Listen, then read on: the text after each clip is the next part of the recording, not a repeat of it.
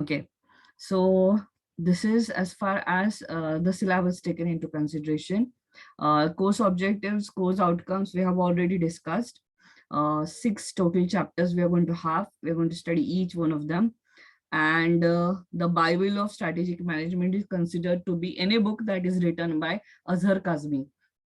So if you can get a hand on any book by Azhar Kazmi, that will be the thing for you as far as strategic management is taken into consideration. Although as per your syllabus given by the university, number of different books have been given, but out of that, even if you have one book that is Azhar Kazmi, that will be more than enough for you. So this is as far as the syllabus is taken into consideration. Course objectives, course outcomes, all of them we have discussed in the lecture that we conducted on Monday. So what we are going to do today is I'm going to go with the basic understanding and meaning of strategic management and some very, what do you say, interesting examples as far as strategic management is taken into consideration. So before we start with chapter number 1, let's go first to the introduction of strategy. What do you mean by strategy and why strategy we are studying? Now, as far as strategy is taken into consideration, you will find that number of different people have number of different views.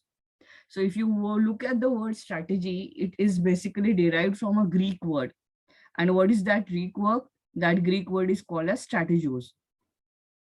आणि स्ट्रॅटेजीचा meaning काय इंग्लिशमध्ये तर त्याला म्हटलं जातं the art of the general. General म्हणजे कोण? General म्हणजे एखाद्या मिलिटरीचा जो लीडर असतो त्याला काय म्हटलं जातं? जनरल म्हटलं जातं. सो स्ट्रॅटेजोज, स्ट्रॅटेजिया, स्ट्रॅटेजी असं तुम्हाला बऱ्याचशा ठिकाणी लॅटिन, ग्रीक असं ऑरिजिन बघायला मिळेल ह्या वर्डचं, that is called a strategy. So basically आपण फक्त एकच वर्ड रेफर करणार आहोत आणि त्याला काय म्हटलं जातं? That is called as the Greek word. आता हा वर्डचं ओरिजिन लॅटिन मधून पण येतं, ग्रीक मधून पण येतं, पण आपण फॉलो करताना कुठला वर्ड फॉलो करतो तर त्याचा ग्रीक वर्ड फॉलो करतो. सो स्ट्रॅटेजी हा शब्द इंग्लिशमध्ये एका ग्रीक वर्ड पासून आलाय आणि त्या ग्रीक वर्डला काय म्हटलं जातं? स्ट्रॅटेजोज म्हटलं जातं. आता स्ट्रॅटेजोजचा मिनिंग काय इंग्लिशमध्ये तर त्याचा अर्थ होतो the art of the general. The art of the general म्हणजे काय? जनरल म्हणजे ती व्यक्ती जे एखाद्या मिलिटरी जी असते, एखाद्या देशाची जी मिलिटरी असते त्याला जो लीडर असतो त्याला म्हटलं जातं जनरल. जसं आपण सेनापती वगैरे म्हणायचो, सेनापतीचं काम काय होतं तर सैन्याला लीड करायचं काम होतं. द सेम थिंग जनरल हा कोण असतो तर तो तुमच्या मिलिटरीला, सैन्याला लीड करतो, म्हणून त्याला म्हटलं जातं जनरल. त्या जनरलचा जो आर्ट आहे, आर्ट म्हणजे काय? काम करण्याची पद्धत, काम करून घेण्याची पद्धत, त्याच्यामध्ये असणारी जी कला आहे त्याला म्हटलं जातं the art of the general. आता if you talk about a सेनापती, सेनापती कसं काम करतो त्याच्यामधली असणारी जी स्किल्स आहेत त्या स्किल्सला आपण काय म्हणतो? The art of the general म्हणतो. सो 2 वर्ड्स इम्पॉर्टंट आहेत तिथं. कुठले 2 वर्ड्स? नंबर 1 आर्ट आणि नंबर 2 जनरल. आता जनरल म्हणजे का इम्पॉर्टंट असतं जनरल? त्याचा रोल काय असतो? त्याचा जॉब काय असतो? तर जनरलचं काम असतं की आपला देश जो आहे, आपल्या देशाला काय केलं पाहिजे तर आपल्या देशाचं संरक्षण केलं पाहिजे. बाहेरून येणारे जे एक्सटर्नल थ्रेट्स आहे, बाहेरचे येणारे जे एक्सटर्नल आर्मी आहे त्यांच्यापासून आपल्या देशाचं काय केलं पाहिजे? संरक्षण केलं पाहिजे. तो कम्प्लिटली रेस्पॉन्सिबिलिटी घेतो आपल्या सैन्याला तयार करण्याची, त्यांना लागणारे हत्यारं निर्माण करून देण्याचे, त्यांना लागणारे रिसोर्सेस निर्माण करून देण्याचे. कॉन्स्टंटली तो व्हिजिल वरती असतो, हे बघत असतो की आपल्याला कुठून बाहेरून काही धोका येतोय का, आपल्या देशासाठी काही धोका निर्माण होतोय का, कुठून धोका निर्माण होऊ शकतो. जर धोका निर्माण झाला तर त्या धोकाशी डील कसं करायचं त्याचा प्लॅन त्याच्याकडे काय असतो? रेडी असतो. जेव्हा वॉर असतं, जेव्हा ऍक्च्युली वॉर होत असतं, त्या वॉर होत असताना कुठली लोक कुठं असली पाहिजे आणि त्यांना कशी एंट्री द्यायची हे सुद्धा काम कोणाचं असतं तर हे सुद्धा काम असतं ऑफ द जनरल.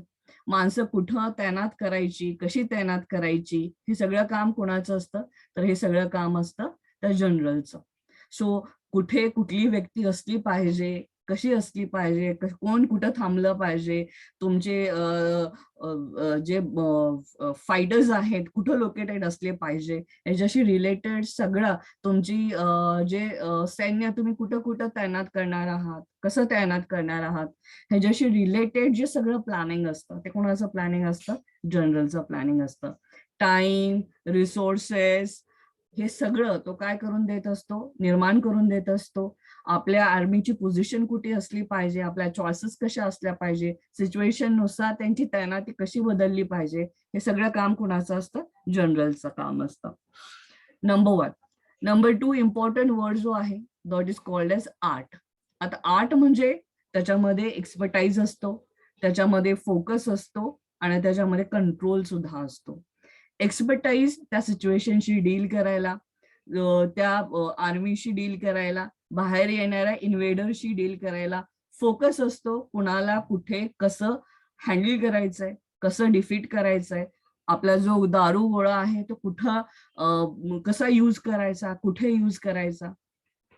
सिच्युएशन जशी चेंज होईल त्या सिच्युएशन नुसार क्रिएटिव्हली, स्पॉन्टॅनियसली तो त्या ऍक्शनला किंवा त्या ऍक्टिव्हिटीला काय करू शकतो, हँडल करू शकतो आणि डील करू शकतो. अनसर्टिनिटी, युनिकनेस, कॉम्प्लेक्सिटी, इंटेन्सिटी आणि कॉन्फ्लिक्ट, ह्या सगळ्या त्याच्यामध्ये आपल्याला बघायला मिळतात.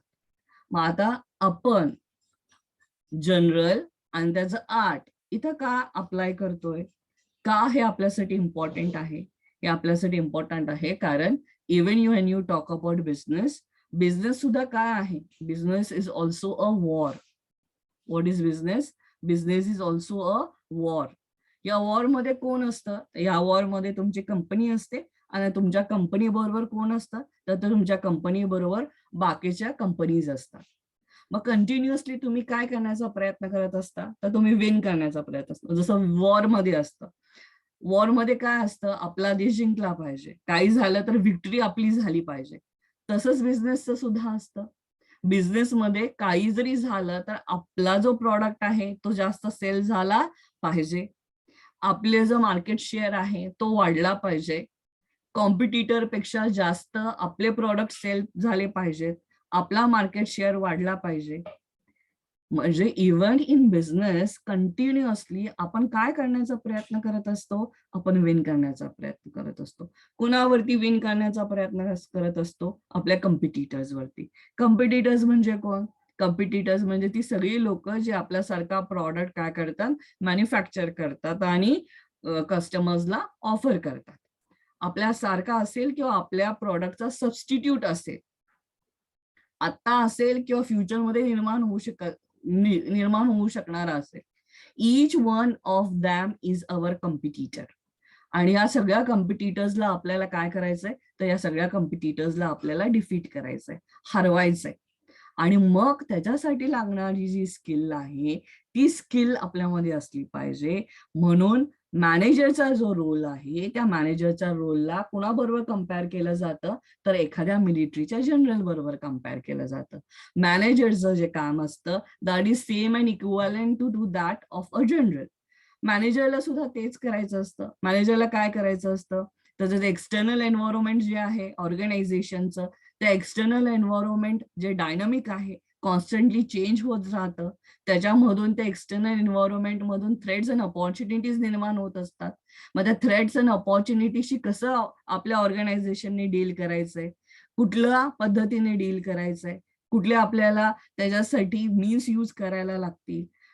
पॉलिटिकल एन्व्हायरमेंट मधून निर्माण होणारी थ्रेट असेल, इकॉनॉमिक एन्व्हायरमेंट मधून निर्माण होणारी थ्रेट असेल, how are we going to deal with that threat, how are we going to meet up with the challenges that we are facing. All of these things needs to be decided by whom, all of these things need to be decided by the manager of the company, and that is the reason why आपण काय करतोय, तर आपण अ जनरलचा जो role आहे त्या जनरलच्या रोलला कुणाबरोबर compare करतोय, तर त्या जनरलच्या रोलला आपण आपल्या मॅनेजर बरोबर कम्पेअर करतोय. We are comparing the role of your manager with that of the general. म्हणून स्ट्रॅटेजी हा शब्द आपण कुठून उचललाय, मिलिटरी मधून उचललाय. आणि कुठं अप्लाय केलाय, बिझनेसमध्ये अप्लाय केलाय. ते सगळे मीन्स ज्याच्या मदतीने आपण आपले गोल्स अँड ऑब्जेक्टिव्ह अचीव्ह करू शकतो, त्याला काय म्हटलं जातं, स्ट्रॅटेजी म्हटलं जातं. जनरल त्याच्या हातामध्ये असणारं जे काही सगळं स्किल्स असतील, मीन्स असतील, हे सगळे वापरून काय करण्याचा प्रयत्न करत असतो, तर जिंकण्याचा प्रयत्न करत असतो. तसंच मॅनेजर जो आहे, तो मॅनेजर त्याचे स्किल्स यूज करतो, त्याच्या बिझनेसचं जे काही अॅक्युमेन आहे ते यूज करतो आणि काय करण्याचा प्रयत्न करत असतो, he is also trying to do the same thing. He is trying to win. And that is the reason why आपण बिझनेसचा हा जो कन्सेप्ट आहे स्ट्रॅटेजीचा, आय एम सॉरी, मिलिटरीचा जो कन्सेप्ट आहे स्ट्रॅटेजीचा, तो मिलिटरीचा कन्सेप्ट कुठं अप्लाय करतोय, we are applying it to business. Am I audible to everyone? Yes, ma'am. Yes, ma'am. Okay. इथपर्यंत मी काय बोलती हे समजले सगळ्यांना?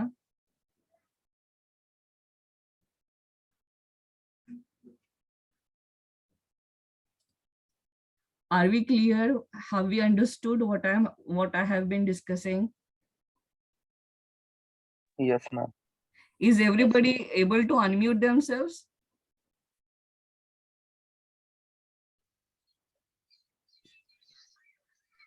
सगळ्यांना स्वतःला अनम्यूट करता येतंय? Yes, ma'am. Yes, ma'am. Okay. Yes, ma'am. Is my voice clear and audible for everyone? Yes. Yes, Yes, ma'am. Yes, ma'am. Okay. Okay. So are we clear up to now, whatever we have discussed? Yes, Yes, ma'am. ma'am. Okay. Yes, ma'am. Good enough. So what is strategy? Simple terms मध्ये किंवा simple words मध्ये strategy म्हणजे काय, ते सगळे means, ते सगळे actions ज्याच्या मदतीने आपले गोल्स अँड ऑब्जेक्टिव्ह काय करत असतो, अचीव्ह करत असतो, त्याला काय म्हणायचं, that is called as strategy.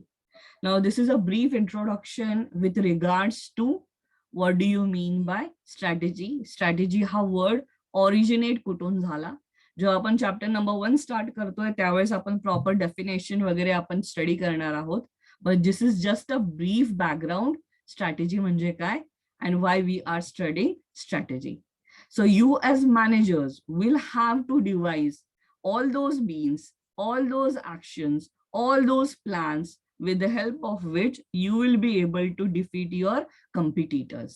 You will be able to increase the market share. You will be able to increase the sales. You will be able to maximize the profits of your organization.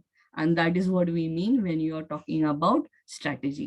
Strategy तो means आहे, strategy जो मार्ग आहे ज्याच्याने आपण आपले goals and objective काय करू शकतो, अचीव्ह करू शकतो. बिझनेसमध्ये ते गोल्स अँड ऑब्जेक्टिव्ह काय असतात, टू मॅक्झिमाइज प्रॉफिट्स. आता खूप सारे जे ऑर्गनायझेशन्स असतात, हे खूप सारे ऑर्गनायझेशन्स त्यांचे गोल्स अँड ऑब्जेक्टिव्ह जे असतात ते वेगवेगळ्या पद्धतीने मांडतात.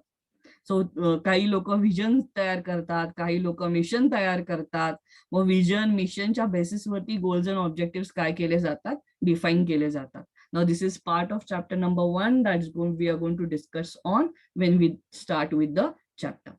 Now what I want to discuss with you are some very beautiful examples as far as strategies are taken into consideration. Strategy का important असते आणि काही सक्सेसफुल ऑर्गनायझेशन्स ज्यांनी स्ट्रॅटेजीचा खूप सुंदर उपयोग केला, कशासाठी, तर सक्सेसफुल होण्यासाठी. The first example that we discuss today is called as Airbnb. ऐकलंय कोणी आजपर्यंत Airbnb नावाची company? Have you heard about it?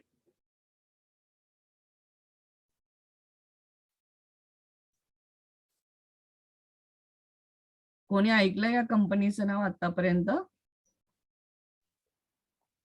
No, ma'am. No, ma'am. Okay. Anyways, let's discuss. Airbnb काय आहे, तर Airbnb ही एक फास्टेस्ट ग्रोईंग टेक कंपनी आहे. फास्टेस्ट ग्रोईंग टेक कंपनी म्हणजे हे काय प्रोव्हाइड कर, I thought that you might be having an idea about Airbnb, but anyways चलो will just go through it. Travel company आहे जी तुम्हाला काय प्रोव्हाइड करते, तर तुम्हाला हाऊसिंग प्रोव्हाइड करते.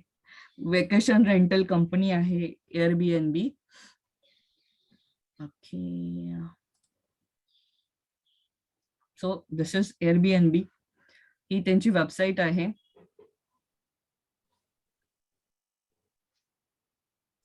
सो ह्याच्यामध्ये आता फॉर एक्झाम्पल तुम्हाला लोणावळ्याला जायचंय, मग लोणावळ्याला गेल्यानंतर कुठे राहायचं, तर तुम्ही Airbnb वरती काय बुक करू शकता, तर तुम्ही आउटडोर गेटवेज बुक करू शकता, हॉटेल्स बुक करू शकता, रेसिडेन्सीज बुक करू शकता. For example see I have a bungalow in Lonavala, I don't stay in Lonavala. मग त्याचा उपयोग काय करायचा, तर मला तो टुरिस्टला द्यायचा आहे. मग मी काय करणार, तर मी Airbnb वरती रजिस्टर करणार आणि माझा लोणावळा मधला जो बंगलो आहे त्याचे फोटोज टाकणार. Then for example, now you want to go to Lonavala. Say Saurabh wants to go to Lonavala. मग सौरभ काय करतात, Airbnbच्या वेबसाईट वरती लॉग इन करतात. लोणावळ्याला कुठले कुठले हाऊसेस ते बुक करू शकतात बघतात. मग त्याच्यामध्ये you can go for entire homes, you can go for just rooms. ह्याच्यामध्ये तुम्ही इन्स्टंट बुकिंग करू शकता, तुम्ही एंटायर प्लेस करू शकता, कॅन्सलेशन्स करू शकता. You can see the location over here. Then you can see किती रूम्स आहेत, होस्ट कसे आहेत, हे सगळं तुम्हाला इथं बघायला मिळतं. सो Airbnb तुम्हाला वेगवेगळ्या कंट्रीज मध्ये वेगवेगळ्या ठिकाणी काय प्रोव्हाइड करतात, तर they provide you with housing. आता खूप लोकांना हॉटेलमध्ये राहायला आवडत नाही कारण तिथे खूप सारे रिस्ट्रिक्शन्स येतात. So you can book places like this through Airbnb. आलंय सगळ्यांच्या लक्षात? Everybody is able to see this? Yes, ma'am. Yes, ma'am. Okay. Now this is the story of Airbnb. Okay.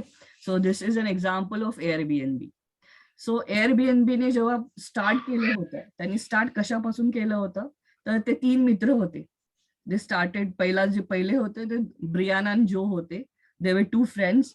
आणि त्यांनी स्टार्ट कसं केलं, तर त्यांनी 3 एअर मॅट्रेसेस भाड्याने देण्यापासून चालू केलं. मॅट्रेस म्हणजे गादी. 3 गाद्या होत्या त्यांच्याकडे. त्या 3 गाद्या पर गेस्टला 80 रुपयाने त्यांनी भाड्याने दिल्या. आणि जेव्हा त्यांनी ते केलं, त्यांना असं वाटलं की यार this is a very good idea. Startup करण्यासाठी ही खूप चांगली आयडिया आहे. म्हणून त्यांनी एक वेबसाईट तयार केली. आणि ती वेबसाईट तयार केल्यानंतर त्यांनी बाकीच्या लोकांना पण इन्व्हाइट केलं की आम्ही जसं आमच्या मॅट्रेसेस भाड्याने देतोय, तसं तुमच्या मॅट्रेसेस पण तुम्हाला भाड्याने द्यायचं असेल तर आमच्या वेबसाईटवरती रजिस्टर करा. मग त्यांना काही बुकिंग्स मिळाले, पण जेवढं त्यांना एक्सपेक्टेड होतं तेवढं त्यांचा सक्सेस झाला नाही. की त्यांना वाटलं हा खूप सारी लोक बुकिंग करतील वगैरे, बट इट डिडंट हॅपन. खूप कमी लोकांनी रजिस्टर केलं, खूप कमी लोकांनी काय केलं, बुकिंग केलं. आणि त्यामुळे त्यांना असं खूप जेवढा सक्सेस हवी होती तशी त्यांना सक्सेस मिळाली नाही. मग त्यांना काय वाटलं की आपणच काहीतरी केलं पाहिजे. मग त्यांनी एक कॅमेरा घेतला, सुंदरसा कॅमेरा घेतला आणि जे जे लोकांनी लिस्ट केलं होतं त्या सगळ्या लोकांच्या त्या घरी गेले. आणि घरी गेल्यानंतर त्यांनी काय केलं, तर स्वतः त्यांनी फोटोग्राफ्स घ्यायला चालू केलं. स्वतः फोटोग्राफ्स घ्यायला चालू केलं. मग त्यांनी असे सुंदर सुंदर फोटोग्राफ्स घ्यायला चालू केले. आपल्याला जर कोणी सांगितलं फोटो काढा, तर we are not that good with it. Now look at the way these photographs have been taken. इतक्या सुंदर पद्धतीने हे फोटोग्राफ्स घेतलेत की तुम्हाला ते अट्रॅक्टिव्ह किती आहेत, सुंदर किती आहेत हे इझिली बघायला मिळतं. नाउ दिस इज भारवीर in Maharashtra. Can you imagine a place in Maharashtra that look so very beautiful? So हे जे दोघं होती, ब्रियान आणि जो, ते काय केलं, त्यांनी न्यूयॉर्क सिटीमध्ये जेवढ्या लोकांनी त्यांच्या वेबसाईटवरती लिस्ट केलं होतं त्या सगळ्या लोकांच्या घरी गेले. आणि त्या सगळ्या लोकांच्या घरी गेल्यानंतर त्यांनी स्वतः फोटोग्राफ घ्यायला चालू केलं. छान छान वेगवेगळ्या अँगल्स मधून त्यांनी काय घेतले, फोटोग्राफ्स घेतले. आणि ते फोटोग्राफ्स घेतल्यानंतर they did what, they posted it on their website. ते सगळे जे फोटोग्राफ घेतले होते ते त्यांनी वेबसाईट वरती पोस्ट केले, थोडंसं टचअप केलं, जरा जास्त सुंदर केले. आणि मग काय, वाव, इतके सारे त्यांना बुकिंग्स मिळायला चालू झाले. इतक्या साऱ्या लोकांनी इंटरेस्ट दाखवायला चालू केला. इतक्या लोकांनी इंटरेस्ट दाखवायला चालू केला की आता त्यांचं डिसेंबर 2020 मध्ये IPO झालं, इनिशियल पब्लिक ऑफरिंग झालं. आणि आत्ताच Airbnbचं व्हॅल्युएशन $100 बिलियन प्लस आहे. स्टार्ट कुठून गेलं होतं, 3 गाद्या भाड्याने देण्यापासून त्यांनी चालू केलं होतं. आज कुठे आहेत ते? आज they are a $100 billion plus valuation company. Now if you see their growth, 2008 मध्ये चालू केलंय, 2009 थांबले, काय नाही झालं, 2010 थांबले, काय नाही झालं. फोटोग्राफ स्वतः घ्यायला चालू केलं, स्वतः फोटोग्राफ घ्यायला चालू केलं की सेल्स बुकिंग वाढायला लागले. मग त्यांनी प्रोफेशनल फोटोग्राफर्स हायर केले आणि प्रोफेशनल फोटोग्राफर्सच्या थ्रू त्यांनी काय घ्यायला चालू केलं, पिक्चर्स घ्यायला चालू केले. And look at the increase in their revenue. So 50 billion, this is 50 million, this is 1 billion, 2 billion, 3 billion, and this is how they have been riding. Now 2021, you already know Corona, and because of that the travel industry came to a standstill. So this is Airbnb. You can book it through your mobile phone, you can book it through your laptop, and you can get listings of various places that you can go and stay. आता हे जे Airbnb ची story आहे, ह्या Airbnbच्या story मधून आपल्याला घेण्यासारखं काय आहे? आपल्याला हे घेण्यासारखं हे काय आहे की ह्याच्यामध्ये ह्यांनी स्वतःच काही हे केलंय का? स्वतःची काही इन्व्हेस्टमेंट केली आहे का? त्यांचं स्वतःचं घर आहे, बंगला आहे आणि तो भाड्याने दिलाय असं आहे का? Zero investment. They are just a tech startup. असं म्हटलं जातं की जेव्हा कधी तुम्ही स्टार्ट करता त्यावेळेस तुम्ही इकॉनॉमीज ऑफ स्केल मिळाले पाहिजे, तुम्हाला मोठ्या स्केलवरती तुम्ही बिझनेस केला पाहिजे, म्हणजे तुम्हाला काय मिळतील तर चांगला प्रॉफिट अँड रिटर्न्स मिळतील. ह्यांचं काय होतं, 3 गाड्यांपासून ह्यांनी चालू केलं आणि today they are $100 billion plus company. So just by hiring young photographers in major locations, they took good photographs, and today the company has grown into a big conglomerate. So I don't know if you have seen, there are a number of beautiful ads of Airbnb. I have already told you, जेव्हापासून मी marketing घ्यायला चालू केलंय तेव्हापासून मी तुम्हाला सगळ्यांना म्हणतेय की टीव्हीवरच्या ads बघा. टीव्हीवरच्या ऍड्स वरनं आपल्याला बऱ्याचशा आयडियाज मिळत जातात, बऱ्याचशा चांगले न्यू कंपनीज बद्दल सुद्धा आपल्याला माहिती होतं. So I don't know if we can see some ads of Airbnb.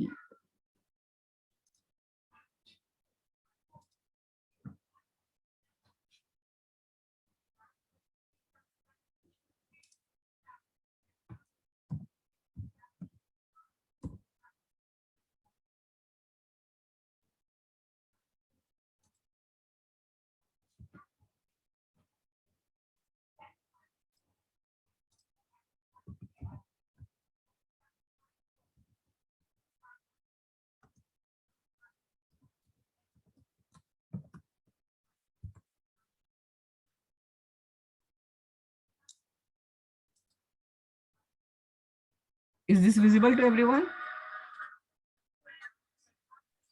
Yes, ma'am. Yes, ma'am.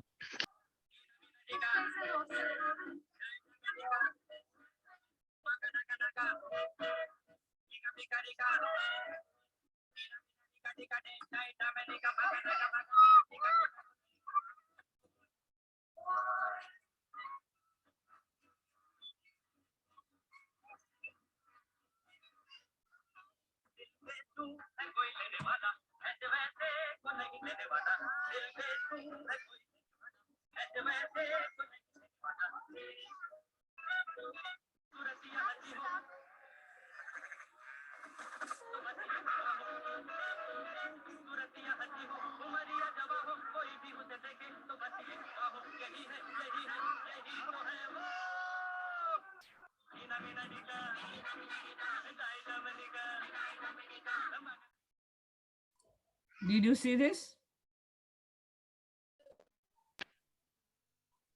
Yes, ma'am. Yes, ma'am. Yes, ma'am. So this is Airbnb for you. So this is our one example, number one. The second example that we discussed today is that of Toyota. Now everybody knows Toyota. Every one of you have heard about Toyota. So what do you get from that? So what you get from them is humility can be the best business strategy. Humility is a soft feature as far as an individual is taken into consideration.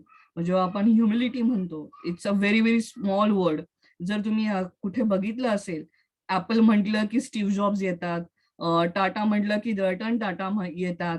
when you talk about each and when you talk about say Wipro, you think about Azim Premji. So in each and every situation, in each and every case, you see that we get to know about people or their founders. But जर Toyota म्हटलं तर मला सांगा किती लोकांना Toyota म्हटलं की त्यांचे फाउंडर डोळ्यासमोर येतात. सो ह्युमिलिटी म्हणजे काय? बिंग मॉडस्ट, स्वतःचं सेल्फ इम्पॉर्टन्स कमी करणं, स्वतःला हायलाइट न करता द ग्रेटर गुड जो आहे कंपनीचा तो हायलाइट करणं, त्याला काय म्हटलं जातं? That is called as humility. Now let's see what Toyota has to talk about. What was the strategy that they used?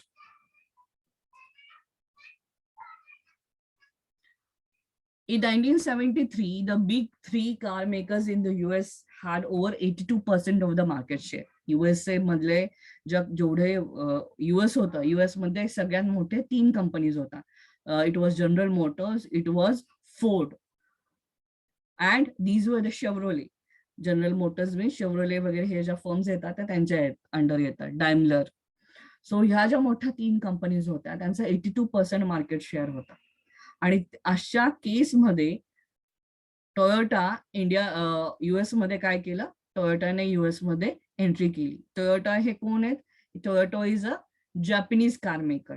ते जॅपनीज कार मेकर्स आहेत, ऑटोमोबाईल्स मॅन्युफॅक्चर करतात. आणि 1970s मध्ये त्यांनी US मार्केटमध्ये एंटर केलं. तुम्हाला माहितीये कार्स मोठ्या असतात, हेवी असतात, एक्सपेन्सिव्ह असतात. जपानमध्ये तयार करायच्या आणि जपानमधून तयार करून त्या US पर्यंत आणायच्या आणि मग US मार्केटमध्ये त्यांना लॉन्च करायच्या. Difficult proposition to see. आणि एवढं करून ट्रान्सपोर्टेशन कॉस्ट असेल, करन्सी फ्लक्च्युएशन असेल, फॉरेन एक्सचेंज फ्लक्च्युएशन असेल, हे सगळं कन्सिडर करून कॉम्पिटेटिव्ह प्राइसला ती जपानीज कार US मध्ये सेल करायची. Think about it. So US इकॉनॉमीला असं वाटलं की all those people who are there in the US, it will be difficult for Toyota to do that.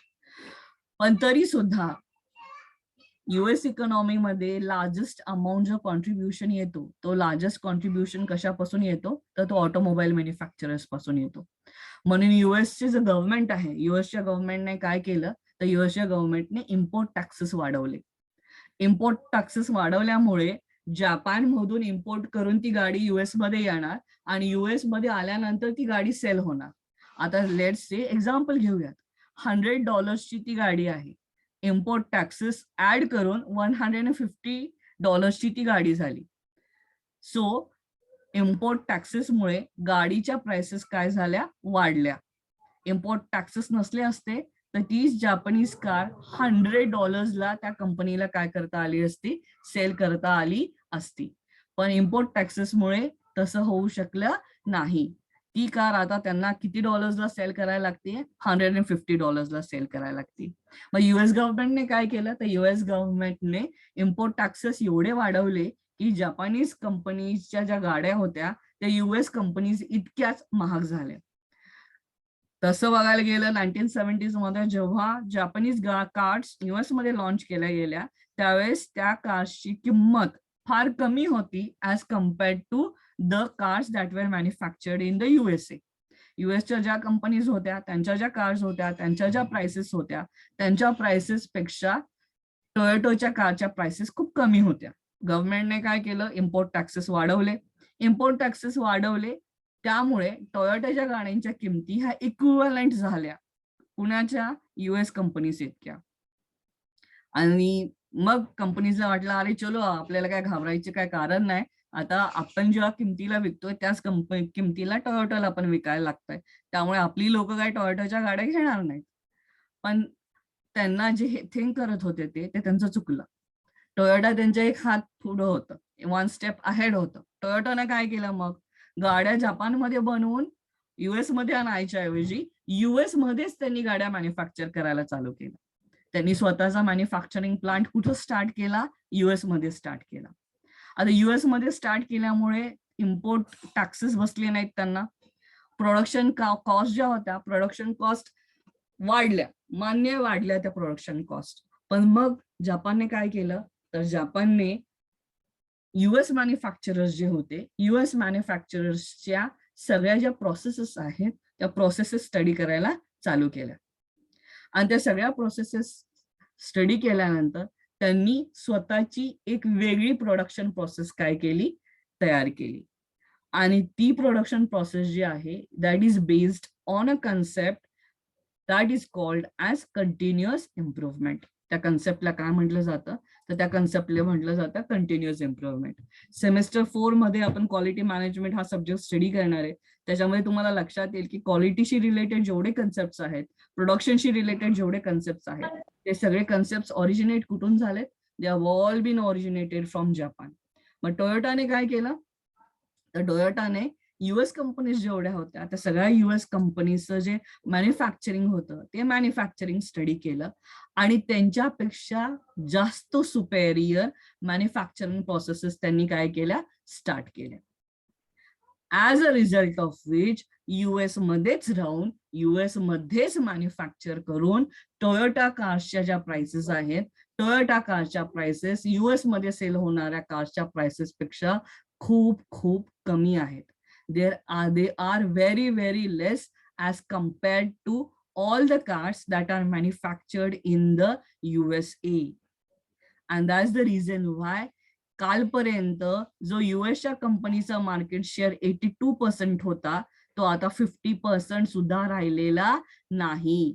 कारण हा मार्केट शेअर खाल्ला कोणी, तर हा मार्केट शेअर खाल्ला by the Japanese car makers like Toyota. काय शिकायला मिळतं आपल्याला ह्याच्यामधून आपल्याला हे शिकायला मिळतं की तुम्ही सगळं बेस्ट करून तिथं मॅन्युफॅक्चर करून आलं पाहिजे असंही नाही. युएसची car industry Japan car industry पेक्षा खूप ऍडव्हान्स्ड होती, खूप एफिशियंट होती. त्यामुळे टोयोटा थांबलं, त्यांच्या सगळ्या प्रोडक्शन प्रोसेसेस स्टडी केल्या, त्यांचे कॉम्पिटिटर्स स्टडी केले, ते एवढे चांगल्या पद्धतीने का काम करू शकतात हे स्टडी केलं, स्वतःच्या स्ट्रेंथ्स आयडेंटिफाय केल्या आणि स्वतःच्या स्ट्रेंथच्या बेसिसवरती विकनेसेस कशा आपल्याला ओव्हरकम करता येईल हे त्यांनी आयडेंटिफाय केलं. आणि ते आयडेंटिफाय केल्यानंतर त्यांनी त्यांच्या बेस्ट स्ट्रॅटेजीज काय केल्या, तयार केल्या आणि त्या इम्प्लिमेंट केल्या of continuous improvement. The thing that I started with, can you imagine or can you name a single famous executive at Toyota? No, you can't name. And one of the reasons is that Toyota's #1 corporate value is humility. Not even the most senior plant executives have named car spaces of their own. जर तुम्ही मोठ्या मोठ्या companies मध्ये गेला तर parking slot जो असतो, parking spot सगळ्यांचा डिफाईन करून दिलेला असतो, नावं लिहिलेली असतात. पण टोयोटाच्या मोठ्या मोठ्या एक्झिक्युटिव्हला सुद्धा स्वतःच्या कार स्पेसेस नाही. And that's the reason why they have been so successful inside the US market. So these are some of the most famous what do you say, cars that are manufactured and are there in the Indian market. Fortuner आहे, Endeavour आहे, although Ford बरोबर त्यांनी हे केली आहे. There are lots of very very famous cars in Toyota and Toyota is one of the best sellers all over the world. This is what you get to understand. थांबा, कॉम्पिटिटरला study करा, त्याच्या strengths identify करा, आपल्या strengths identify करा, आपले weaknesses identify करा आणि आपल्या विकनेसेस वरती कसं आपल्याला मात देता येईल हा विचार करा अँड देन स्ट्रॉंगली मार्केटमध्ये काय करा, एंटर करा. This is what we get to learn from Toyota. This is a strategy that you get to learn from Toyota. Are we clear everyone? Yes, ma'am. समजते काय डिस्कस करतोय आपण, कुठे चाललोय?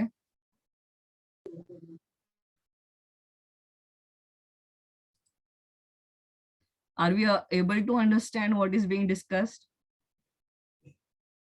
Yes, ma'am. Yes, ma'am. Yes, ma'am. Okay. Then we have time, so let us discuss one more example. I don't think I need to say much about this. Apple. So what do you get to learn from Apple? Apple ने start कुठून केलं? Apple had started from Macintosh.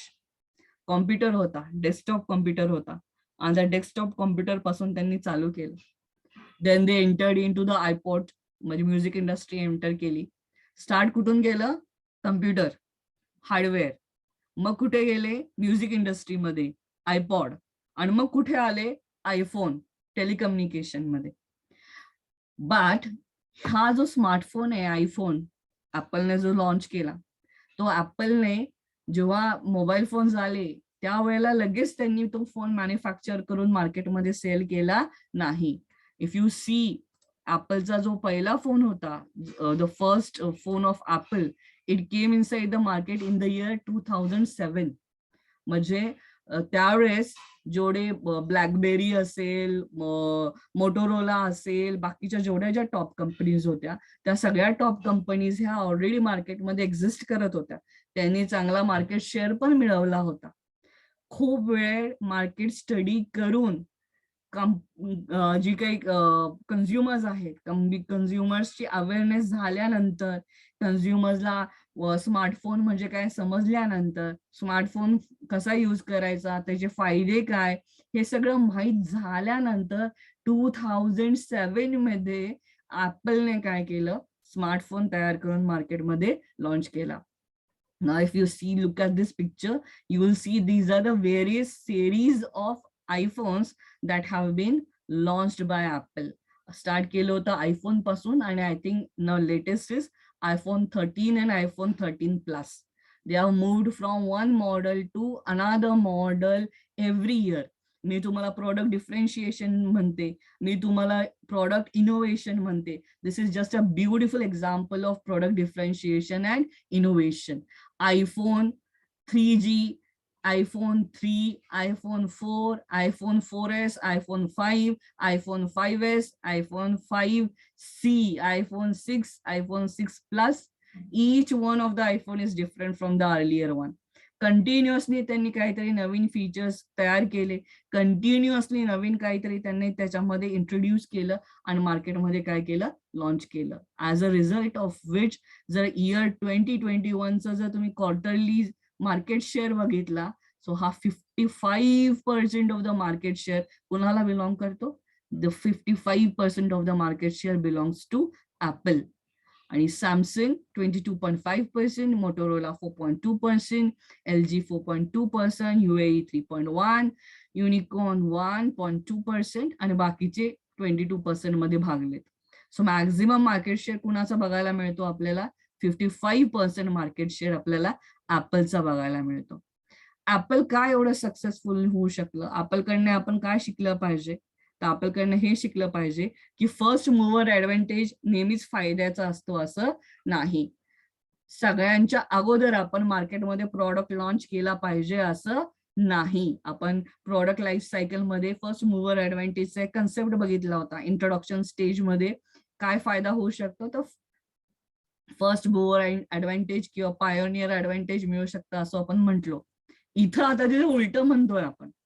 काय म्हणतोय आपण की first मूव्हरच असलं पाहिजे असं नाही, फॉलोअर जरी झाला तरी त्याचा तुम्हाला खूप सारे काय मिळू शकता, फायदे मिळू शकता as compared to what, as compared to the first mover. सगळ्यात पहिले मार्केटमध्ये येऊन तुम्हाला फार ऍडव्हान्टेजेस मिळतीलच असं नाही, नंतर जरी तुम्ही मार्केटमध्ये आला तर नंतर येण्याचे सुद्धा तुम्हाला खूप सारे काय मिळू शकतात, ऍडव्हान्टेजेस किंवा फायदे मिळू शकतात. काय तर नंबर 1, जेव्हा तुम्ही सगळ्यात पहिले येत नाही त्यावेळेस जी कामं बाकीच्या तुमच्या कॉम्पिटिटर्सने केलेली असतात ती कामं तुम्हाला करायला लागत नाही. आता सगळ्यात पहिले जर तुम्ही मार्केटमध्ये प्रोडक्ट लॉन्च केला तर तुमचं मार्केट डिफाईन्ड नसतं, तुमच्या कस्टमर्सला प्रोडक्ट बद्दल माहिती नसतं, प्रोडक्टचे टाईप माहिती नसतं, तुम्हाला मार्केट डिफाईन करायला लागतं, मार्केट तयार करायला लागतं. तोपर्यंत टेक्नॉलॉजी तेवढी पाहिजे तेवढी डेव्हलप झालेली नसते. एव्हरी सिंगल पर्सन जो मार्केटमध्ये येतो तो काहीतरी ऍडव्हान्टेजेस आणि काही मिस्टेक्स घेऊन येतो, लर्न करून येतो. So instead of going headlong first, अरे हा हे मार्केट खूप अट्रॅक्टिव्ह आहे आणि मी या मार्केटमध्ये लगेच आता मी एंटर केलं पाहिजे किंवा मी सगळ्यात पहिले एंटर केलं पाहिजे, अशी काहीही गरज नाही. ऍपलने त्याच्या आयफोनच्या लॉन्चच्या थ्रू हे प्रूव्ह केलंय, तुम्ही मागवून जरी आला तर मार्केट लीडर होऊ शकता. You don't need to be a first mover even if you are a follower. सगळ्यांच्या मागून जरी तुम्ही मार्केटमध्ये एंटर केलं तर तुम्ही तेवढंच तिथं काय करू शकता, सक्सेसफुल होऊ शकता. This is the strategy that was adopted by an Apple, and Apple किती सक्सेसफुल कंपनी आहे हे सांगायची मी तुम्हाला गरज नाही. Are we clear? Have we understood? Yes, ma'am. Yes, ma'am.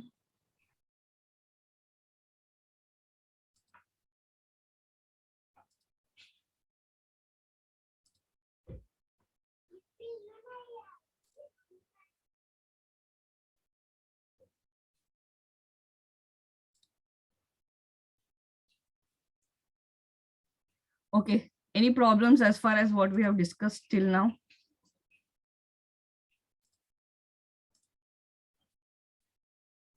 No, ma'am. Everyone has got an idea about strategy म्हणजे काय आणि strategy मध्ये काय डिस्कस करतोय आपण? Yes. Yes, ma'am. Okay. So what we'll do is we'll stop here for today, and tomorrow we'll start with chapter number 1, a very, very interesting subject, a subject that is very, very different from all the other subjects, theoretical subjects we have been studying. इथं आपल्याला live action